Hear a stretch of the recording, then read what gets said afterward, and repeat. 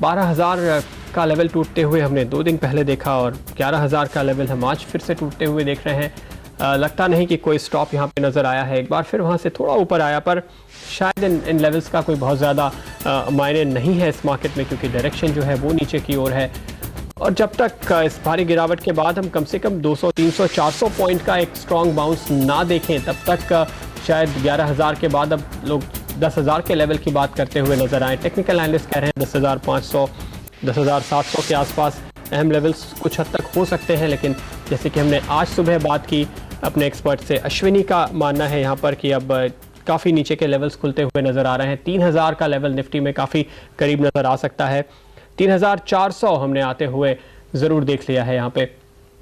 फिलहाल ये लेवल अब तक होल्ड किया हुआ है, लेकिन करीब करीब 200 पॉइंट का नुकसान हम देख रहे हैं निफ्टी में, तो कहना मुश्किल कि कहाँ तक ये रुक पाएगा।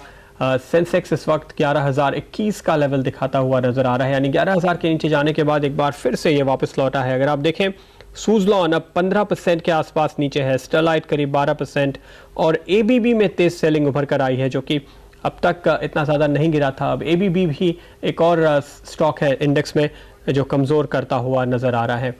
रमेश तमानी को शामिल करेंगे यहाँ पर इस चर्चा में। रमेश, अब क्या देख रहे हैं आप फिलहाल मार्केट में? जिस तरह की एक पैनिक है, कोई ड्राइवर्स, कुछ एक सपोर्ट आपको कहीं से आने की उम्मीद बनती है?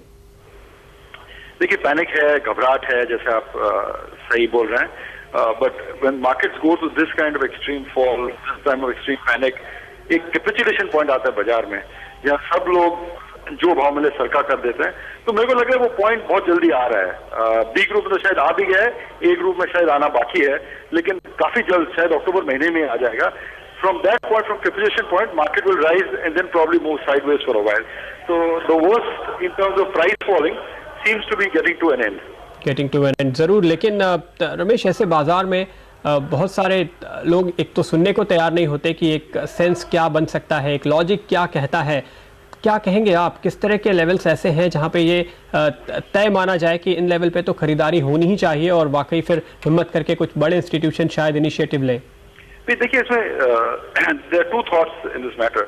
द फर्स्ट थिंग इज, ये 20 साल का ग्लोबल बुल रन है जो खत्म हो रहा है, which was fuelled in large part of easy liquidity, large savings in the world, that is getting over. So जो फाइनेंशियल इंस्टीट्यूशंस थी, कंज्यूमर्स थे, they were all leveraged up, मतलब बहुत डेट ले लिया था उन्होंने, whether to buy a house, whether to buy a car, or whether to play the equity markets, right? तो जो leverage goes into deleverage situation, as the assets are sold down, the prices come down because there are no buyers left for these assets. So at some point there is a great virtue in holding cash. अगर cash बोलते हैं, share बाजार में एक कहावत है, cash is king, तो शायद एटलीस्ट 100 रुपए का पोर्टफोलियो में 15-20 का कैश होना चाहिए सबके पास।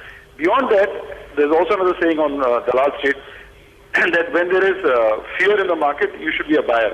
When there's greed in the market, you should be a seller. तो fear तो भी शायद मैक्सिमम, जो शायद हम लोग ने 20 साल में इतना fear नहीं देखा जो अभी fear हो गया है, जिस तरह के कैश के शेयर्स घट गए। तो जहां जिसके पास स्टेइंग पावर है और कैश है, you should certainly step up and buy. Ramesh, लेकिन आप 20 साल के बुलरन की बात कर रहे हैं। बाजार में ज्यादातर जो आज के इन्वेस्टर हैं उनको तो 5 साल से ज्यादा की बुलरन याद नहीं होगी। अगर ये तस्वीर आप कुछ साफ करें, और फिर उसका मतलब क्या होता है, कितनी लंबी फिर हम मंदी देखेंगे? Yeah, it's a good point. ये जो nowadays fund managers are there, investors are there, their memories go back 5 years, 7 years. But अगर इतिहास में जाके देखें, what was great bear markets of a time, whether it was the Nifty 50 bear market that took place in America, या निकाय में जो bear market हुआ था, those lasted years and years. In fact, जो निकाय 40,000 पहुंचा था 1990 में, आज 10,000 में है. So once a bull market top is made, it takes years and years for the new bull market to start. And my sense is, जो लोग समझ रहे हैं कि बाइंग डिप कर लो, 6 महीने वापस भाव आ जाएंगे, वो थोड़े निराश रहेंगे। बट मैं एक और चीज कहना चाहता हूँ कि एकदम ही उदास होने की बात नहीं है। याद है आपको, हर्षद मेहता का बोल रहा हूँ, 92-93 में इंडेक्स 4500 से 2800 हुआ था।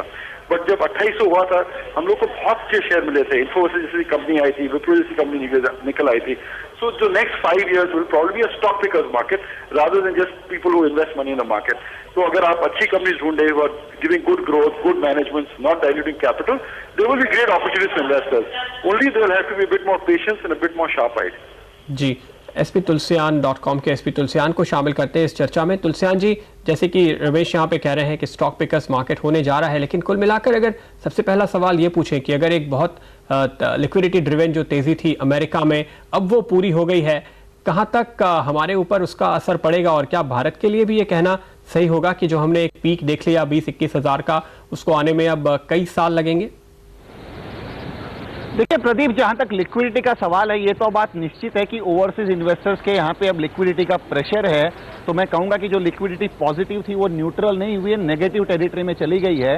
और यही उनका कंपल्शन है कि वो डिलीवरी बेस्ड सेलिंग करके हमारे भारतीय बाजारों से निकल रहे हैं। और खास करके वो कंपनियां ज्यादा दुख दे रही है जहां पे FII होल्डिंग हमें 25, 30, 35% की दिखाई दे रही थी, जैसे रोल्टा है, वक्रांगी सॉफ्टवेयर है, GVK पावर है। इन सभी कंपनियों के अगर आप एक फंडामेंटल्स देखें तो आपको कोई ऐसी चिंता नहीं दिखाई देगी, क्योंकि इन कंपनियों का P मल्टीपल आज 5-6 के आसपास चल रहा है। उसके उपरांत आपको इतनी ज्यादा डिलीवरी बेस्ड सेलिंग इन ओवरसीज इन्वेस्टरों द्वारा दिखाई दे रही है।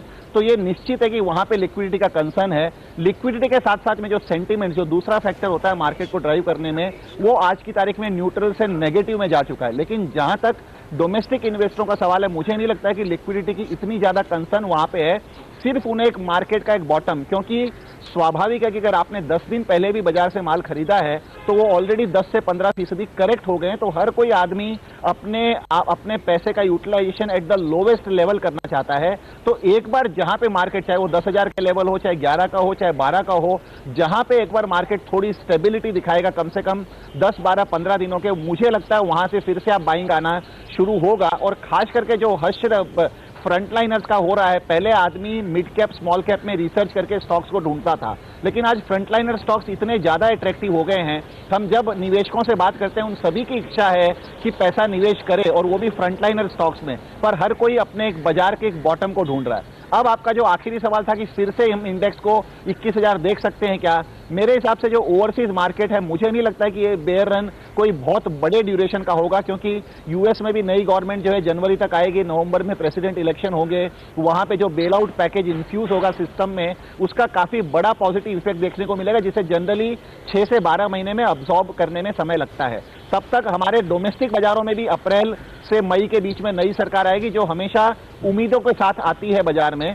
तो ये सारे फैक्टर्स अगर हेल्प करते हैं तो उसके 1 साल बाद, यानी आप अप्रैल मई 2009 से 1 साल यानी जून 2010 तक आप कम से कम एक रिस्पेक्टेबल लेवल बाजार का, वो मैं नहीं कहूंगा कि 21, ये सिर्फ आंकड़ों का खेल है, लेकिन कम से कम 17-18 हजार का बाजार आप डेफिनेटली अगले 1 से 1.5 साल में एक्सपेक्ट कर सकते हैं। जी रमेश, आप किस तरह की रेंज देख रहे हैं अगले 1 साल के लिए, और खासतौर पे जो लोअर लेवल होगा उसका, वो काफी अहम है, उसी पे बाजार की नजर है?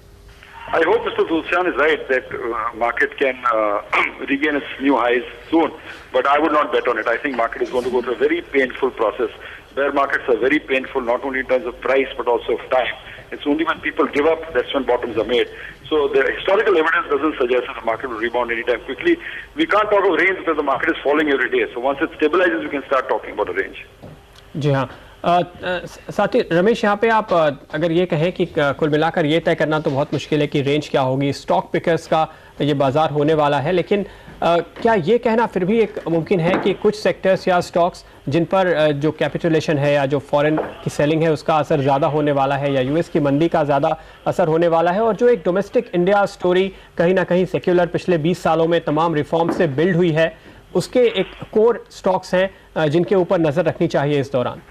I think, जैसे आप कह रहे हैं, there will be a flight to safety. So clearly, one sector that is standing बहुत स्तर खड़ा है जो FMCG सेक्टर है, क्योंकि वहाँ कैश फ्लोज प्रिडिक्टेबल है, dividends are clearful. The other sector that I would look for is companies that have not raised huge amount of cash or through equity placements or through debt in this market, because companies that have very small equities will get a premium in this kind of market. And thirdly, you want to have companies that, despite the recessionary trend, will continue to grow and have pricing power. So I would suggest you look at brands. Brands tend to enjoy a lot of pricing power even in a bad market.